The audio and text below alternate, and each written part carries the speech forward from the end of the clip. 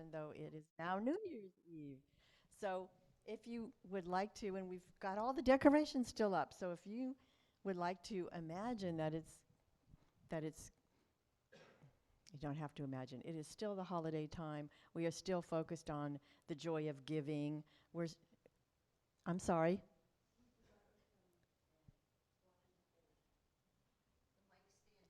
Thank you. All right. Okay. Um, Thank you, Betty. Anyway, we're still in the holiday season. We've still got our decorations. So we are imbuing ourselves, whether it's the spirit of Christmas, whether it's the blessings of a new year, solstice, Kwanzaa, all of those experiences. But I had prepared to talk a little bit about the metaphysical perspective of the nativity story, the story of the birth of Jesus, and what it means, how the different components of it take on meaning for us as metaphysicians. There are actually many ways to tell the Christmas story. Some tell it as the story of darkness giving birth to light, which again bespeaks of the solstice time. Some tell it as the birth of a revolutionary prophet, born in a lowly stable, come to liberate not only the lives but the minds of his people. And some, like we, tell it as a story of the birth of Christ consciousness in each and every one of us. Whether your perspective is traditional, radical, pagan, or metaphysical, the story is rich in meaning and symbolism. So no wonder it's told and retold every year at this time. To begin with, Christ is not Jesus's last name. And no, his middle initial is not H, as often as some people refer to it that way. And it's not the either. Christ is a title, and it means anointed and refers to a level of consciousness. Metaphorically, the virgin birth signals Jesus coming into the world as pure spirit, bringing a higher consciousness to some pretty dark times. The story is set in a lowly location, a stable full of noisy animals. And this is to remind us that on a spiritual level, there is no distinction between rich and poor, weak or strong. We are all equal in God's sight. The stable and the manger full of hay also represent our connection to the earth and all of its creatures. Indeed, many of the versions of the Christmas story include songs that mention these animals specifically. The ox and lamb kept time, pa rumpa-pum-pum, rumpa-pum-pum. In that setting, the feminine principle is represented by Mary, joined with the masculine principle represented by Joseph, and creates a harmonious balance between the two. And it reminds us that we have that also in the yin and yang symbol and in other representations of life, picturing that balance. On one level, Jesus is their biological son.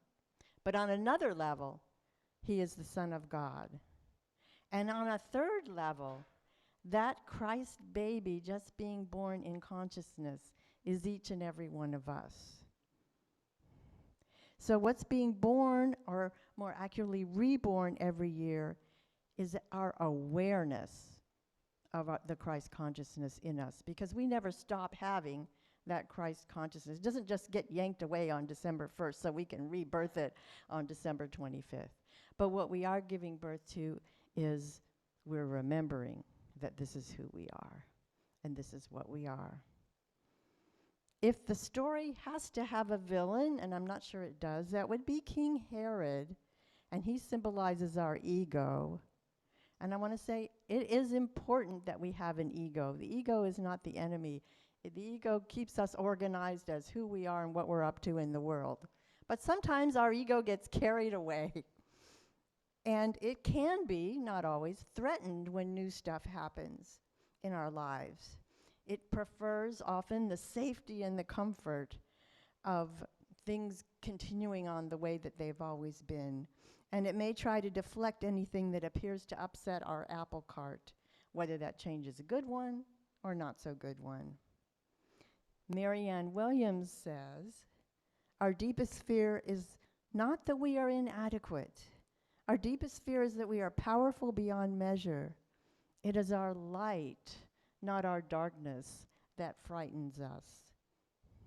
According to Reverend Monica McIntyre of Tulsa's Center of Light, the light in the Christmas story, the star, is a symbol of guidance, of hope, and of the potential of wishes and dreams.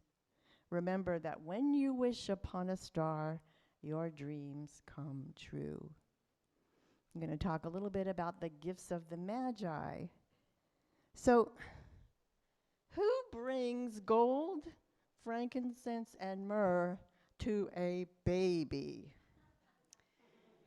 Wouldn't a diaper service have been a more practical gift and appreciated by especially Mary? I've been to countless baby showers over the many 70 years of my existence, and never once did I see anybody bring gold, frankincense, or myrrh. Now, they might have liked the gold, but then again, there were no magi there either.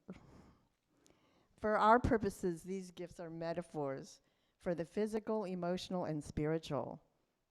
Gold represents the physical, which when we share it can become a force for good in the world. Frankincense is an essence made from the resin of the boswellia tree, as Reverend Jasmine shared with us on Christmas Eve. And as the tree releases it, the little drops of resin harden into crystals known as tears. I'm not sure why they didn't name the tree Weeping Willow, but oh well.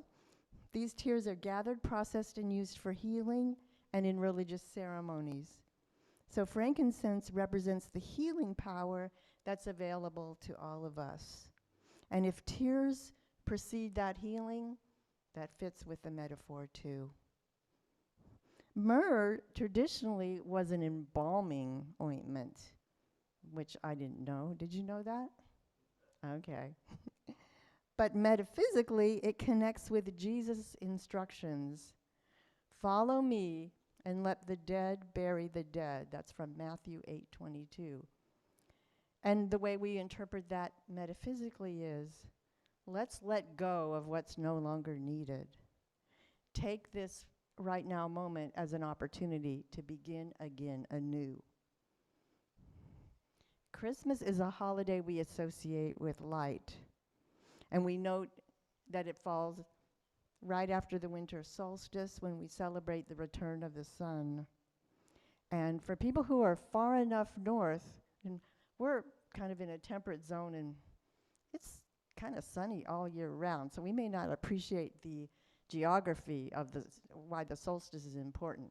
But especially if you live up by or higher than the Arctic Circle, it's dark. It goes dark for 3 days because the earth is angled that way and the sun is angled that way. And on the winter solstice, people did not see the sun for 3 days. So we have kind of a double entendre because we have sun with an S-O-N and sun with an S-U-N. And we're celebrating the birth of the S-O-N sun and the S-U-N sun. We are all children of God and of nature too. And as such, like Jesus, we're born into and of the light. And I am going to end with something that I did share with you on Christmas Eve, but it's so beautiful I want to share it again by way of a prayer. So just join me in taking a breath and letting yourself settle into your chair. And just let these words wash over you while I share them. There must be always, remembering in everyone's life, some place for the singing of angels, some place for that which in itself is breathlessly beautiful and, by an inherent prerogative, throws all the rest of life into a new and creative relatedness. Something that gathers up in itself all the freshest of experience, from drab to commonplace areas of living, and glows on in bright white light of penetrating beauty and meaning, and then passes. And that's from Howard Thurman, who's an African-American mystic who spent part of his time in San Francisco and actually had a church that's still going strong. All right, so Kathy, I'm going to turn this back over to you.